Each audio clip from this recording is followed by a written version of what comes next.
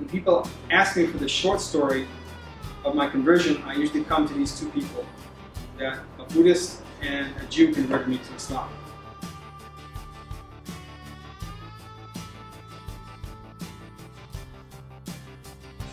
I'm going to share a little bit how I came to Islam, or how Islam came to me, because there's something in Revert stories that is a two-way phenomenon. You are a seeker, but also God is seeking you. So, in a sense, you are chosen for guidance, even as you are a seeker of guidance.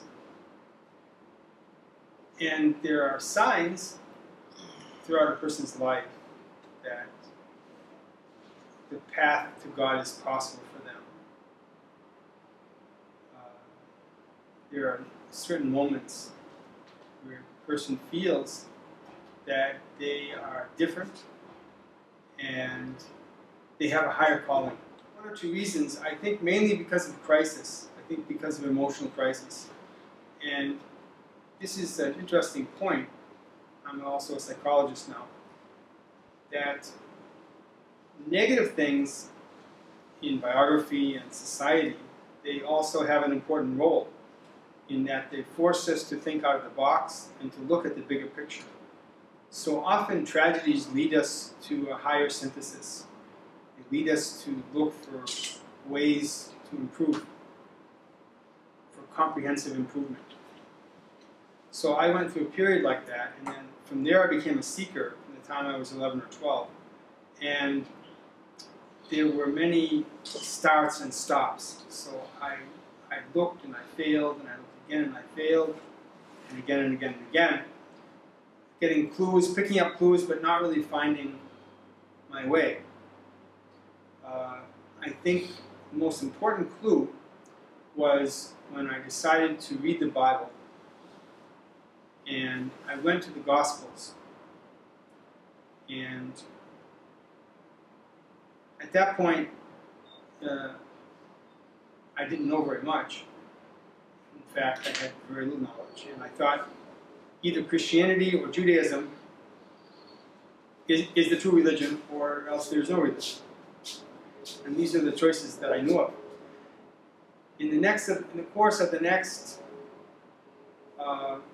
6 years, I would eventually find out that there are many religions and philosophies, many different perspectives people have chosen to encounter. And in reading the Gospels, one comes very quickly to the Sermon on the Mount in the first Gospel according to Matthew.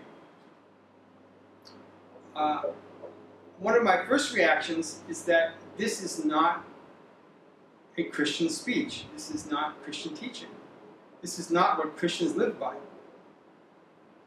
I still hold that to this day pretty much, through thick and thin, through many researches, and I have evidence from the Christian side that they really don't live according to this, but according to other parts of the Bible. They accepted that guidance, but yet I did not believe that Christianity was the religion of that speech. So Jesus was not preaching Christianity. And I thought, what was he preaching, and why didn't Christians get it right? The other part of my reaction was that I had a very intense personal experience. And I don't feel comfortable putting this on tape, but you could say I had a kind of visionary experience. And my ordinary consciousness was dislocated, and I saw things in a totally different light. You could say I had a series of visions, something like you have in dreams, but it was in the waking state. And these were visions about my future. And I saw myself with Muslims in a variety of settings in my future life. But in those pictures, I didn't know who those people were or what that religion was. So there's no name on anything, just pictures. And a story unfolding, that there were people of truth, and I would eventually find them. Another example of what I found in the Sermon on the Mount is prayer, fasting, and charity with deep sincerity. Later I found this is also in Hindu scriptures. In all religions to some extent teach these principles. But Christianity doesn't make those pillars like other religions have done. The pillars of Christianity are quite different. So we know religions that emphasize prayer, charity, and fasting. And Islam is the foremost among them. So eventually I would find that out. It gave me some peace of mind in that I saw people really struggle with the meaning of life. And they don't get easy answers. So I was willing to struggle up for a time. By the time I reached university, I was quite frustrated because I expected I would figure this out. Who are the people of truth? By the time I was a grown-up, and I'm thinking, here I am on the verge of adult life, and I'm as confused as ever. Fortunately, I had some help in my 18th year when I took a high school course on world religions and found out there's a lot of versions out there of what religion is. And I became actually completely fascinated. I was overwhelmed almost. Unfortunately, or fortunately, depending on how you look at it, I put Islam in last place among the interesting religions. And I said, I need to know all these religions, and I'm going to go one after the other and figure this out. But I put Islam on the bottom of the totem pole. But my teacher, interestingly, who was a Buddhist, he was fair and he tried to present Islam correctly, and he presented the pillars of Islam. I noticed this correspondence, with prayer, charity, fasting, and the simple Shahada impressed me.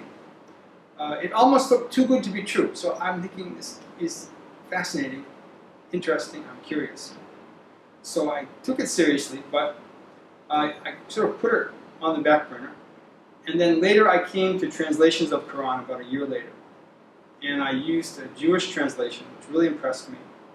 And basically that was what converted me to Islam. So when people ask me for the short story of my conversion, I usually come to these two people, that a Buddhist and a Jew converted me to Islam. End of story. Because no one wants to hear, or few people want to hear the long version. So this was an Iraqi Jewish translation that I still think is the best, very impressive, because it's non-literal.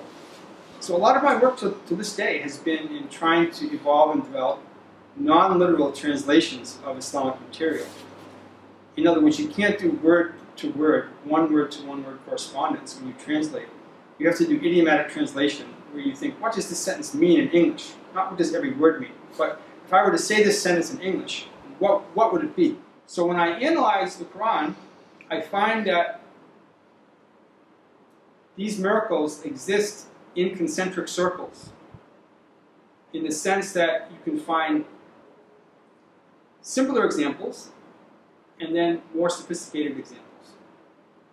And the nature of a linguistic miracle is that it is super simple and super sophisticated at the same time. That's why many people don't get it. They expect a linguistic miracle can only be super sophisticated.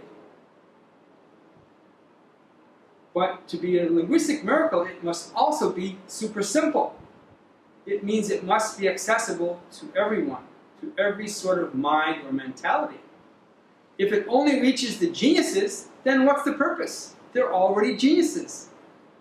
They are a living miracle. And what do they need of a miracle? Those who need a miracle more are the simple people and the common people. So the Quran is such a document and such a miracle that it's a miracle for everyone, from the simplest to the most sophisticated. Again, a linguistic miracle must be super simple and super sophisticated. So along these lines is how I find that plays out.